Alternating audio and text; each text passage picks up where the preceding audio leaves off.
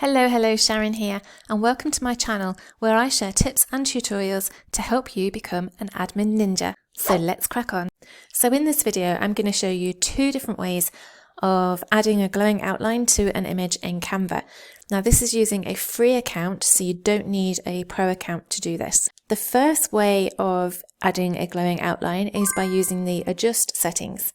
So once you've got your image in the design here, I must point out you need an image that doesn't have a background to it. And if you want to know how to remove the background from an image for free, then I'll include a link in the description to another video I've done showing you how to do just that. So once you have your image in the design without a background, then you need to quickly duplicate it by selecting the design and then pressing Ctrl and D. That's the keyboard shortcut for duplicating. And then just use the grab handle in the corners here just to increase it slightly. This image, the larger image, will then become the one that you use in the background. So the first thing you need to do is select the larger image and go to your edit image in the top left here. And then in the adjust section here, click on see all. You need to increase both the brightness and the contrast to maximum by using the sliders here. So just click and drag up to maximum. And as you're making the changes, you can see over on the right hand side here, you can see the actual effects it's having on the image that's selected. Next, you want to choose which colour you want as the main tint, the main background glow. So I'm going to go with this sort of violet-y colour. And the final step is to add the blur.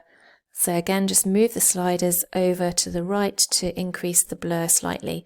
And again, you can see the effect it's having on the image over on the right. So we'll have it there. So once you're happy with it, all you need to do now is position this blurred background image behind the main original image here. So just click and drag over to here. Now you can see when you're dragging it, you can see the grid lines appear. You can see that's centrally aligned with the other image that's there, but it's on top of it. You actually want it to be behind it. So while it's still selected, go to the position in the top right and click on backwards. And now you can see it's behind the original image. If you want to adjust it any more, if you want to tweak the color or the blurriness of it, then all you need to do is select the background image. So when you hover over this, if you select this is actually the image on the front. By pressing the tab key on your keyboard, it will scroll through and select each of the elements on your design.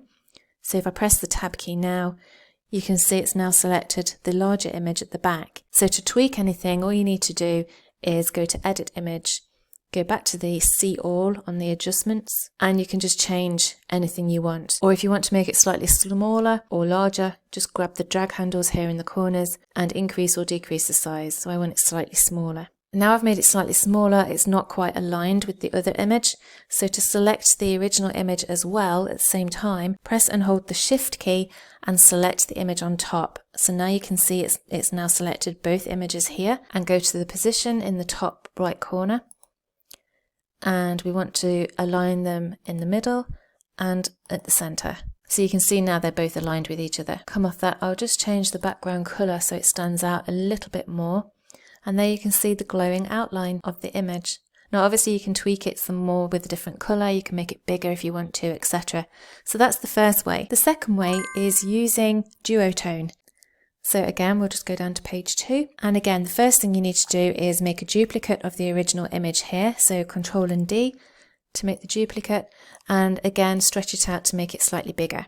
And again, this larger image will be used as the background glowing image. So now this is selected, go to edit image. And if you scroll down, there will be a section called duotone. If you haven't used it before, then it will probably be under this section at the bottom that says you may also like. Duotone will probably be there if you haven't used it. I've actually used it before, so it's up here for me. And then all you need to do is click on see all, and then just choose the colour which you prefer out of these preset colours here. So I'm going to go with amber. And you can see again it's changed it automatically here so you can view it first. If you're happy with that, then click apply at the bottom here. We now need to add a blurriness to it. So whilst you're still in the edit image section here, scroll back up to the adjust section like before and go into see all, and you need the blur section here and just increase the blurriness. And again, once you're happy with it, just select the image, click and drag over the other image, the original image. And again, we want to position this to the back. So go to the position at the top and click backwards.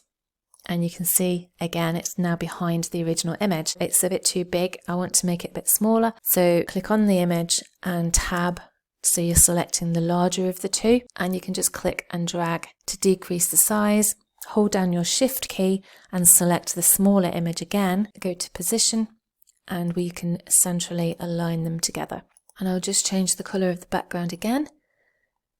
And there you can see, that's another glowing outline. Job done. Now stick around to watch Xena, my office dog, help you decide what to watch next. This is Xena, the office dog, and she would love it if you could watch this video just here. Or maybe even this video. This video is good as well. Nope, she actually prefers this video just here. Or maybe this one. This one's really good. Actually, yeah, this one. Oh, do you know what? You decide.